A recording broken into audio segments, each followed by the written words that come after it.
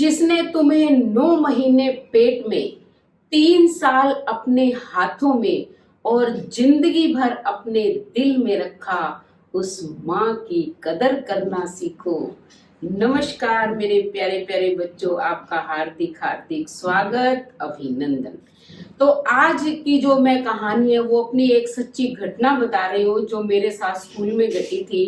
मैं क्या है, माँ के विषय पर ही बच्चों को समझा रही थी, क्योंकि संस्कृत में मेरा लेसन था धन्य मातु महिमा। जब मैंने वो लेसन समझा दिया तो मैं माँ के बारे में कुछ बताने भी लगी कि बच्चों, माता पिता की सेवा करनी चाहिए। माता और पिता और गुरु का समान जो स्थान है वो सबसे बड़ा होता है। माँ बाप के सिवा इस दुनिया में कोई अपना नहीं होता है, वो सब स्वार्थी रिश्ते होते हैं और माँ का स्थान तो पिता से भी बड़ा है। आप देखो, बचपन से ही जो है वो हर दुख सहन करके बच्चे को सुख प्रदान करती है। तो ऐसा ही कुछ समझा रही थी, इतने में क्या एक बच्चा जो है गुस्से से लाल पीला हो गया। पहले तो उसने अपनी बुक फेंक दी, उसके बाद जो है फिर वो जोर जोर से रोने लग गया। मैं तो हैरान हो गई, एकदम मेरा ध्यान उसकी तरफ गया। बच्चों ने कहा कि मैम ये तो रो रहा है। मैंने उसको जो है चुप कराया, अपने गले से लगाया। फिर एक बच्चे को कहा कि मुंह जो है वो धुलवा के लाओ, फिर इससे पूछेंगे कि क्यों रोया और क्यों इसने गुस्से से ये अपनी बुक जो है फेंक दी। तो जब वो मुंह धुलवा के लेके आया, मैंने उसको पानी पिलाया, अपने पास ही जो है चेयर पर उसे बिठाया और फिर पूछा कि बेटा क्या हुआ, क्या मैंने कुछ गलत बोल दिया। तब उस बच्चे ने कहा नहीं मैम, आपने गलत नहीं बोला, लेकिन आप जो माँ बाप के बारे में बता रहे हो ना, मेरे साथ ऐसा नहीं हो रहा है। मैंने कहा क्यों, आपके साथ कैसा हो रहा है। तब उसने जो कहानी बताई, मैं तो सचमुच खुद ही रोने लगी। कहते हैं मेरे मम्मी पापा जो है सारा दिन मोबाइल में लगे रहते हैं, दोनों जॉब करते हैं, सुबह उठते ही मोबाइल उनके हाथ में होता है। मम्मी फटाफट खाना बनाती है, उसके बाद जो है वो जॉब में, मैं खुद तैयार होता हूँ, अपनी ड्रेस निकालता हूँ, अपना बैग संभालता हूँ, तैयार होके स्कूल आ जाता हूँ। उसके बाद मान लो मुझे होमवर्क में कोई प्रॉब्लम भी आती है, मैं अपनी मम्मी के पास जाता हूँ, वो मोबाइल में बिजी होती है। कहती है जाओ दोस्तों से कुछ पूछ के आ जाओ, कल स्कूल में टीचर से पूछ लेना। पापा के पास रात को जाता हूँ तो पापा भी कहते हैं मैं बिजी हूँ। पापा हालांकि फालतू की गेम खेलते रहते हैं, लेकिन मुझे वो टाइम नहीं दे पाते हैं। कहते हैं मेरे मन में भी आता है कि मेरे मम्मी पापा मेरे साथ जो है टाइम स्पेंड करें, लेकिन उनके पास तो टाइम ही नहीं है। उनके पास टाइम किसके लिए है, मोबाइल के लिए है। कहते कई बार तो मम्मी पापा रात को लेट तक मोबाइल चलाते रहते हैं और लेट सोते हैं, सुबह जल्दी उठने में उनको देर हो जाती है। जब देर से उठेंगे फिर मम्मी खाना क्या बनाएगी।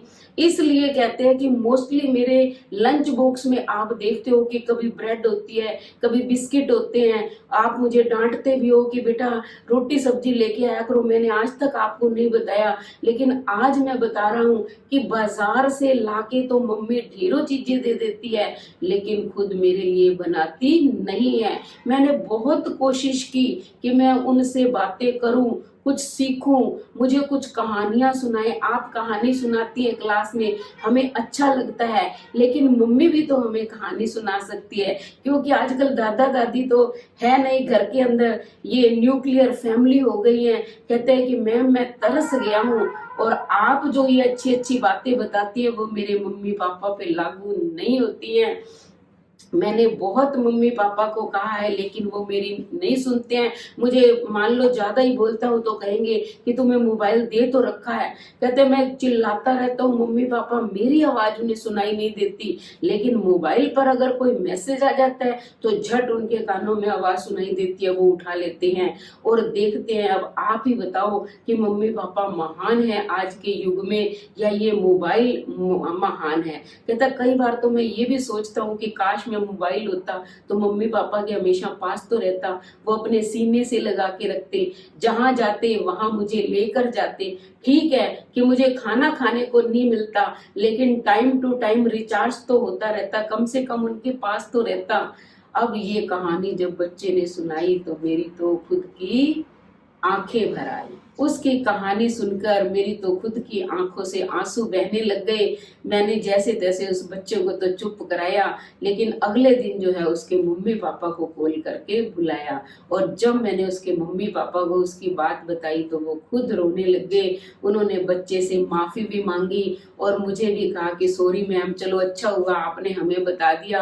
कहते अब हम दोनों जॉब में हैं, हम मोबाइल पे क्या करते हैं ये बच्चे को तो क्या पता, कि कुछ ऐसी चीजें होती हैं जो हमें डिस्कस करनी पड़ती है, रात को लेट तक काम भी करना पड़ता है, लेकिन जो है हम बच्चे की तरफ ध्यान नहीं दे पाए।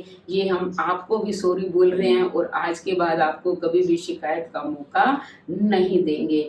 तो उनके पेरेंट्स जब ऐसे बोले तो मुझे भी बहुत खुशी हुई और वो जो है चले गए। तो बच्चों, आज का युग जो है ऐसा आ गया है कि मोबाइल तक जो है लोगों की दुनिया सिमट कर रह गई है।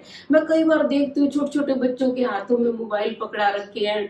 आप ये देखो, आज के वातावरण में घर में अगर कितने भी लोग हैं, ज्यादा से ज्यादा 4-5 होते हैं, इससे ज्यादा तो होते नहीं, तो जितने घर में मेंबर है सबके हाथ में मोबाइल है और सब अपने अपने मोबाइलों में मस्त रहते हैं। किसी को ये ध्यान ही नहीं रहता कि किसी को किस चीज की क्या जरूरत है, बैठ के कोई बातें करे, सुख दुख की बातें करे। मान लो मेहमान आए हैं तो वो भी अपने जो है मोबाइल में ही मस्त रहते हैं। तो इस चीज को जो है हमें सोचना होगा, क्योंकि मोबाइल में ठीक है बहुत कुछ है, अच्छी चीजें भी हैं, बुरी भी चीजें हैं। हम अपना काम भी ऑनलाइन आजकल जैसे लॉकडाउन के दौरान कर रहे हैं, लेकिन इस मोबाइल के साथ साथ हमें अपने बच्चों का भी ध्यान रखना बहुत जरूरी है।